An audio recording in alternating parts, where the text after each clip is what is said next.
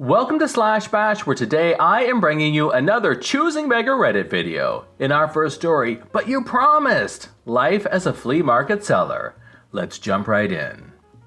Hi, I just wanted to thank everyone who liked my last post. It felt really good to talk about some of the annoying people I have to deal with every weekend. I have another story that happened last Sunday, and I think you guys might enjoy it. For those who don't know, I sell return or overstock electronics like headphones, stereo systems, speakers, smart home equipment at a flea market with my parents. I go to university and I unfortunately lost my scholarship during COVID and I have to pay full price tuition. Normally, it isn't much of an issue since the state university I go to isn't very expensive. However, because of recent unfortunate events, I was about to miss a payment of my tuition. In order to pay on time, I lowered most of my prices, making barely any profit. One of the items that I was selling at a lowered price is Beats Studio Buds. I usually sell them for around $90 to $100. This week, I was selling them for $70. Since my price was very good, they almost all sold out. I brought around 15 of them and I had like 3 of them left after 2 hours. An older lady and her grandson, who looked around 17 or 18, came to my stand and I saw her grandson's eyes glow when he saw the Beats. He asked me if they were original and I told him yes, and I showed him the serial number and showed him how to go to Apple's warranty check to prove authenticity and how many months of warranty it has left. He asked me how much they were and I told him they are $70. He asked me why they were so cheap and asked if there was anything wrong with them. I explained my situation and he understood. He was about to buy them, but his grandma stopped him and told him they were too expensive and the ones she got for him were more than enough. He had fake AirPods. He argued with her saying they don't sound good and my headphones were really good for the price. I wanted to make the sale and showed her they were $150 on Amazon. She asked if I could do $50 for the headphones and I told her no, I was barely making any profit right now. She said no headphone is worth $70 and I was scamming them. Every customer who can't get a deal from me says this. The grandson told her to stop and said, I am buying with my own money, but she got really mad at him at that point and started to yell at him in Spanish. He asked me when I would be leaving and if I had any social media. I gave him my offer up. I told him I have more headphones there and told him to hit me up if he liked something. I felt super embarrassed at that point and felt really sorry for the grandson. They left after a few minutes. In the next few hours, I saw her multiple times looking at my stand with her side eye, if that's the correct term. It was finally 5 p.m. and I started to pack up and help my dad. She saw me putting the headphones away and rushed to my stand. I can see you couldn't sell the headphones. I will buy them for $40 since you couldn't sell them. Me with a grin on my face. Oh, this one is just an empty box I put on the stand to attract people. There are lots of thieves, so I don't put the headphones in the stand, just the empty boxes. I am out of those headphones. How could you do this to us? You promised. You knew how much my grandson wanted them. If he wanted them so much, and if you actually cared, you would have let him buy them. I showed you their price on Amazon, so you knew how good of a deal they were. You were just mad I didn't accept your stupid price. I thought it would be over at that point and she would leave. Oh boy, was I wrong. I started to pack up all of the headphones into a box quickly, but somehow she saw that I had some Beats Power Beats Pro, which I sell for $140 sealed. Since you already betrayed us, can you do $40 for those to make up for your mistake? No, ma'am. I sell these for $140. At that point, my dad was curious and asked me what happened. I told him that we have another choosing beggar and he sighed.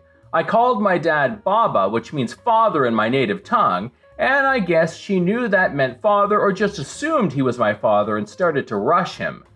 Your son is a liar. He promised he would sell those headphones for $50, but he sold them before I could buy one. At that point, I thought I was doomed because my father always takes the customer's side, saying we make money off of them and we don't get to be choosers. But I saw a dangerous anger in his eyes. Don't you dare call my son a liar. We sell those for $90 and there is no way in hell he would let you buy those for $50. I don't want your money. Go." She left and we continued packing up for the day. Here's an update. Later, the grandson came by to purchase my last pair. He thanked me and left a very happy customer. Story number 2. Since it was requested, the truck story. In 2013, I purchased a truck from a less than reputable dealership. I was young and dumb, so I settled for the first vehicle that was within my impossibly low standards. Small truck, either old Toyota Tacoma or Ford Ranger with working air conditioning and a radio. Yes, I know, 2005 Ford Ranger. Anyways, this truck came with a whole slew of problems. Brake system got replaced 2.5 times in 3 years, differential was repaired a couple times, fuel sensor repaired, chronic check engine light, got a CD stuck in the radio. Oh, and the undercarriage was so rusty that the step collapsed when my stepson was getting out at a gas station. Overall, this thing shouldn't have been still alive, yet somehow it was. Fast forward to summer 2016. I am working night shift, my wife-to-be is working the overnight shift, we're getting our lives together. We are living together in a new home, about to get married in a few months, and my father was on his deathbed. Given the stress of that last part and everything else going on, we both determined we had the money to trade up from our beaters. Her car was able to be signed over instantly, no problem. Selling the Ranger was a different story. So I posted pictures once again on Craigslist, along with the complete maintenance history and Carfax report. The Blue Book value, even with the absolute worst conditions possible, still had the truck at $1,300 to $1,400. I was stunned, but given the desire to just be rid of this thing, I put it up for $1,000. Offers started trickling in left and right for the truck. Notable offers included one guy who came and looked at it twice, driving from halfway across the state. He initially offered a table saw and a shotgun, but rescinded the offer due to just needing to focus on his life. Totally understandable. The next guy came and looked at the truck, asked why the price was so low, so I referenced all of the maintenance that had been done on the truck, as was stated in the Craigslist ad. He texted back and forth, even asked if a mechanic friend of his could come look at it. Mind you, by this point, this flipping thing had been taking up room in my driveway for 3 weeks. I had no objections to the mechanic looking at it, except he never came to look at it. This dude then texts me an offer of $600.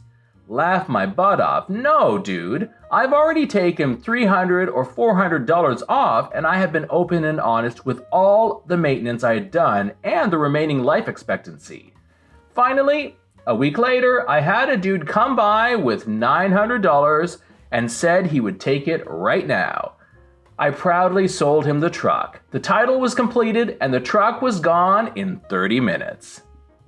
This is John from /Bash. Thanks for watching. If you've enjoyed the video and want to be the first to know when the next one drops, then subscribe and click on that notifications bell so that YouTube might actually show you my videos. I'd love for you to drop a like, share it with your friends, and I'll see you in the next one.